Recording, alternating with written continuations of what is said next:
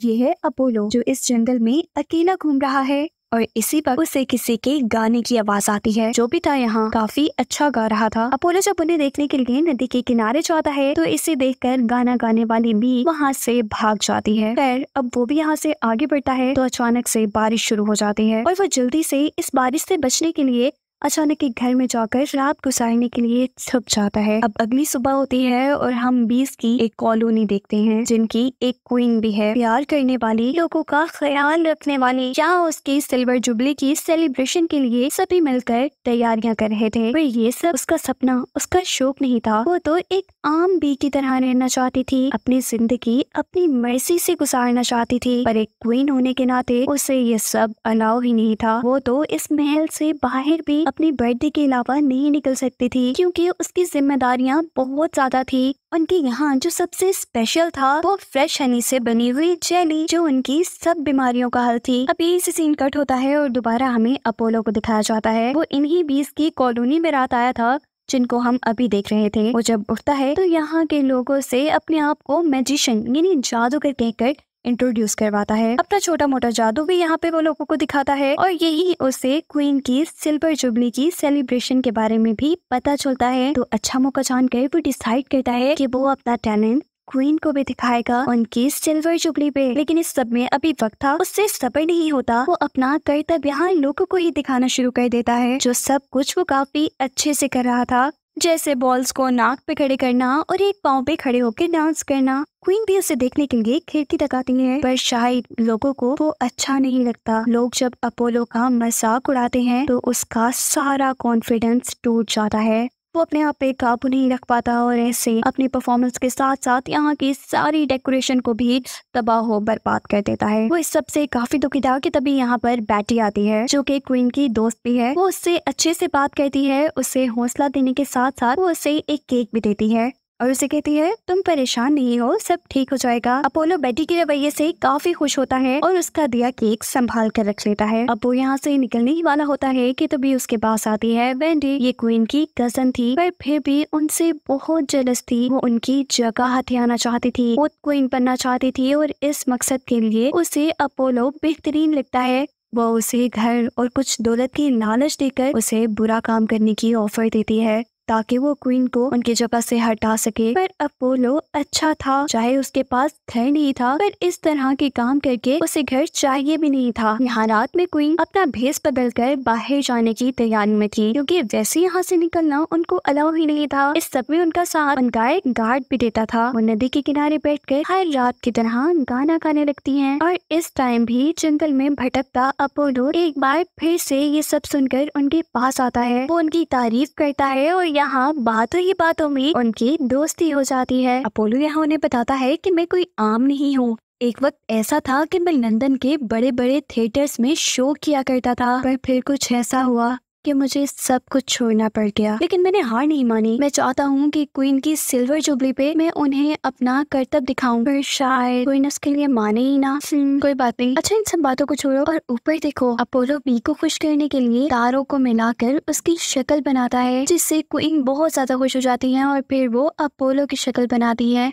वक्त गुजरते साथ साथ वो दोनों एक दूसरे से कुछ ज्यादा ही करीब आते जा रहे थे, जबकि दूसरी तरफ क्वीन को तो ये बात पता ही नहीं थी कि उसके किले में कुछ ईगल्स आ गए हैं हमला करने के लिए और वो अपना खौफनाक सा गाना गाकर यहाँ सबको डरा रहे हैं। और इस जगह के लोगों को इस ईगल से बचाने के लिए यहाँ पे वेंडी आती है और हमें पता चलता है कि वेंडी ने इस ईगल से एक एग्रीमेंट किया था कि अगर ये ईगल यहाँ की क्वीन को मार देगा तो वेंडी उसे बहुत सा पैसा और दौलत देगी। पर ईगल कहता है कि उसे उसका पैसा नहीं मिला, इसीलिए अब वो क्वीन को नहीं मारेगा। अभी इनकी ये बातें ही चल रही थी कि तभी यहाँ पर उन्हें एक बैड यानी एक चमगादड़ की आवाज आती है जिनसे ये चीलें भी डरा करती थी। इसकी आवाज सुनते ही सारी चीलें यहाँ से भाग जाती हैं, जबकि यहाँ से स्क्रीन कट होकर हमें दोबारा से क्वीन और अपोलो को दिखाया जाता है। वो दोनों बातों ही बातों में इतना फ्रैंक हो चुके थे कि क्वीन यहाँ पर उसे सारी सच्चाई बता देती है कि वो कोई आम भी नहीं बल्कि क्वीन है जो कि अपना भेस बदल कर यहाँ आई थी। ये सब जानकर अपोलो बहुत ही ज्यादा हैरान हुआ था, लेकिन यहाँ यहाँ क्वीन अपोलो से कहती है कि मुझे तुम्हारे साथ बातें करके बहुत ज्यादा मजा आया है, ऐसा मजा मुझे कभी नहीं आया। वो यही बातें कर ही रहे थे कि तभी दोबारा वो सारी चमगादड़ी यहाँ क्वीन पे हमला करने के लिए आ गई थी। इनको वेंडी ने ही भेजा था, जो कि हमेशा से ये बात जानती थी कि क्वीन हर रात को नदी के किनारे गाना गाने जाती है। इससे पहले कि क्वीन और अपोलो के साथ कुछ बुरा होता, यहाँ पर दोबारा वो बैट की नहीं वो चमगादड़ आ जाती है, जिनसे डर कर ये चीलें दोबारा यहाँ से भाग गई थी। इस सारी हड़बड़ी में क्वीन और अपोलो भी एक दूसरे से बिछड़ जाते हैं। इनके पीछे बैट भी लग चुकी थी। अपोलो बहुत मुश्किल से जंगल में छुपकर अपनी जान बचाता है, जबकि बी यानी हमारी क्वीन एक गहरे गड्ढे के अंदर गिर जाती हैं। उनके किले में जैसे ही ये खबर पहुंचती है कि क्वीन खतरे में है, तो क्वीन का खास आदमी गार्ड्स को लेकर उन्हें ढूंढने के लिए निकल जाता है। पर इससे पहले वो लोग क्वीन को ढूंढ पाते, मौका पाते ही ये चीलें क्वीन को किडनैप कर लेती हैं वेंडी के प्लान के मुताबिक। यहाँ अपोलो भी जो अब क्वीन को ढूंढ रहा था, उसे क्वीन के बजाय यहाँ क्वीन का ताज मिलता है। अब जब अपोलो ने क्वीन का ताज पकड़ा हुआ था, तभी यहाँ पर क्वीन के सारे गार्ड्स आ जाते हैं और उन्हें लगता है कि क्वीन के गायब होने के पीछे कहीं ना कहीं अपोलो का हाथ है, और ऐसे में अपोलो को गिरफ्तार कर लिया जाता है। ये सारी चाल वेंडी की थी, वो सब सच जानती भी थी, उसके बावजूद उसने अपोलो को फंसाया था। यहाँ हम देखते हैं कि वो चीलें क्वीन को अपने घर ले आई थी और इस जगह आकर वो उन्हें बताती हैं कि वेंडी ने इस किडनैपिंग के बदले उन्हें बहुत सा सोना और दौलत देने की ऑफर की थी। इस जगह पे क्वीन को पता चलता है कि ये चीलें असल में बुरी नहीं है, बस ये थोड़ी गरीब है। उन्हें अपना खाना लेने के लिए रोज रोज उस चमगादड़ से बचकर कैसे भी करके क्वीन के किले में आकर बीस का शिकार करना पड़ता है। लेकिन अब जब वेंडी उन्हें इतनी दौलत दे देगी, तो उन्हें अपनी जान को खतरे में डालने की जरूरत भी नहीं पड़ेगी और वो अब अपने घर में रहकर बहुत आराम से भी अपनी सारी जरूरियात पूरी कर पाएंगे, और ऐसे चमगादड़ यानी वो बैट भी इनके पीछे नहीं पड़ेगी। क्वीन उससे कहती है, हम इसका कोई और रास्ता भी तो निकाल सकते हैं, तुम्हें ऐसे बुरे काम करने की जरूरत नहीं। अगर तुम्हें सर्वाइवल के लिए सब कुछ चाहिए, हम कोई और रास्ता ढूंढ लेंगे। लेकिन ये चील उसकी कोई बात नहीं सुनती, बल्कि उसे अपने घर में बंद कर देती है और ये सब कुछ क्वीन का गार्ड देख लेता है। अब अगली सुबह होती है और क्वीन के पूरे किले में ये बात फैल चुकी है कि क्वीन का किडनैप हो चुका है। क्वीन का खास आदमी सबके सामने अपोलो को लेकर आता है और सबसे कहता है कि यही है जिसने क्वीन का किडनैप किया हुआ है। सभी लोग उसे बुरा भला कहने लग जाते हैं, लेकिन बेटी जो कि क्वीन की भी दोस्त थी और उसने एक मर्तबा अपोलो से भी अच्छे से बात की थी, वो अच्छी तरह जानती थी कि अपोलो ऐसा नहीं है। लेकिन क्योंकि अपोलो के पास से क्वीन का ताज मिला था, इसीलिए उसी को मुजरिम मानकर अब कैद कर दिया गया था। इसी सब के दौरान यहाँ पर वेंडी की एक बड़ी सी आर्मी आ जाती है। ये लोग 20 नहीं है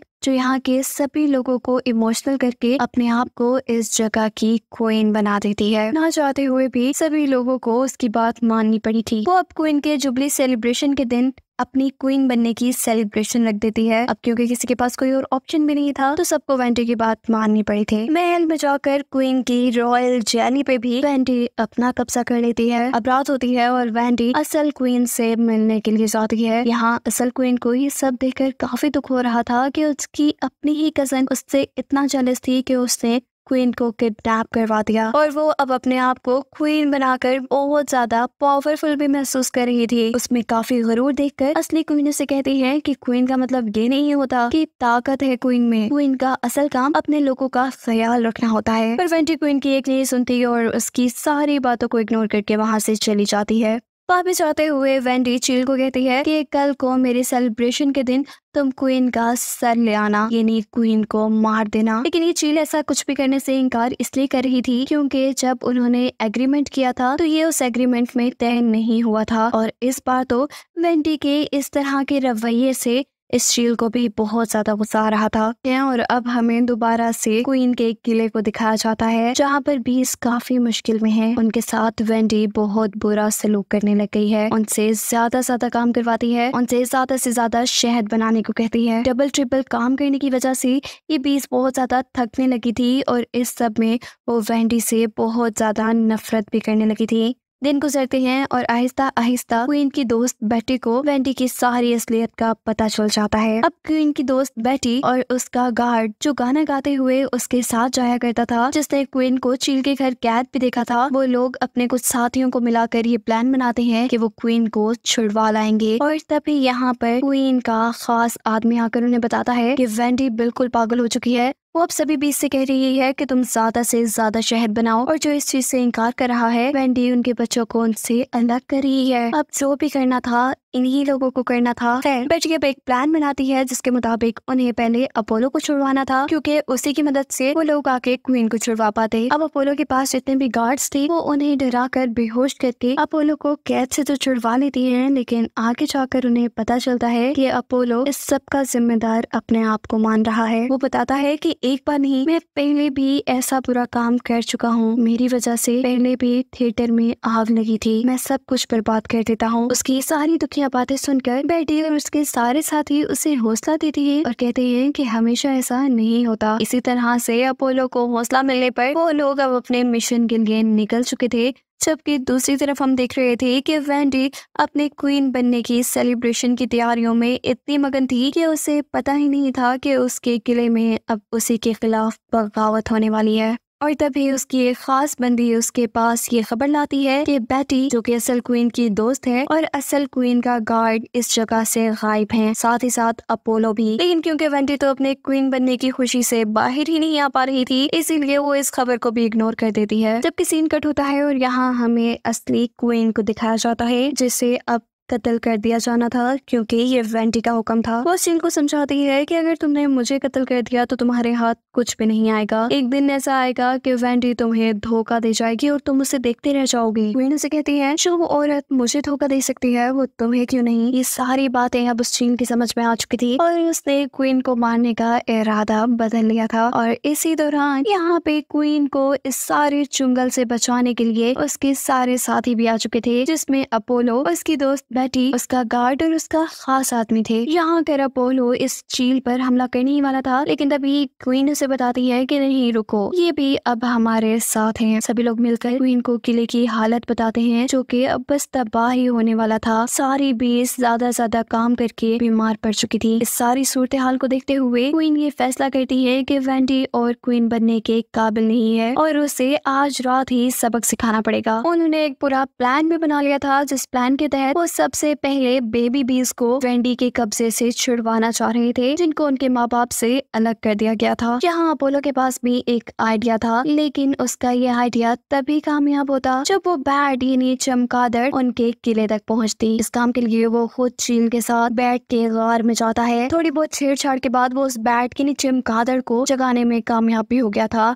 जब गुस्से में चमगादड़ बाहर निकलती है तो अपोलो बहुत ही होशियारी से उसके सर पे चढ़ जाता है और अपनी जादूगरी का इस्तेमाल करते हुए उसे अपना गुलाम बना किले की तरफ बढ़ता है। जबकि दूसरी तरफ बेटी यानी क्वीन की दोस्त और क्वीन का खास आदमी भेस बदलकर उस पार्टी के अंदर शामिल हो चुके थे, जो पार्टी वेंडी ने अपनी क्वीन बनने की खुशी में रखी थी। उनका काम था बेबी बीज को छुड़वाना, लेकिन इतनी सिक्योरिटी के अंदर वो ये काम नहीं कर सकते थे। इसीलिए क्वीन के कुछ लोग आसमान में आतिशबाजी करते हैं, जिसे देखने के लिए वेंडी और वेंडी के सारे लोग जैसे ही महल से बाहर निकलती है तो बेटी अपना सारा काम दिखा चुकी थी। उसने सभी बेबी बीज को रिहा कर दिया था। अब वेंडी को जैसे ही ये बात पता चलती है कि बेबी बीज इस किले से भाग रही हैं, तो वो अपनी आर्मी को बुलाती है इन सबको रोकने के लिए। लेकिन इतने में ही यहाँ अपोलो अपने बैट के जरिए वेंडी की आर्मी को डराने के लिए पहुंच गया था, जिसे देखकर वेंडी हार नहीं मानती बल्कि और अपनी आर्मी को यहाँ बुला लेती है। जबकि दूसरी तरफ असल क्वीन का खास आदमी सारे ही वेंडी के लोगों को महल में एंट्री करने से रोक रहा था। साथ ही साथ बेटी और क्वीन के लोग इस किले के सभी लोगों को वेंडी की सच्चाई बता देते हैं। वेंडी के पास अब कोई रास्ता नहीं रहा था।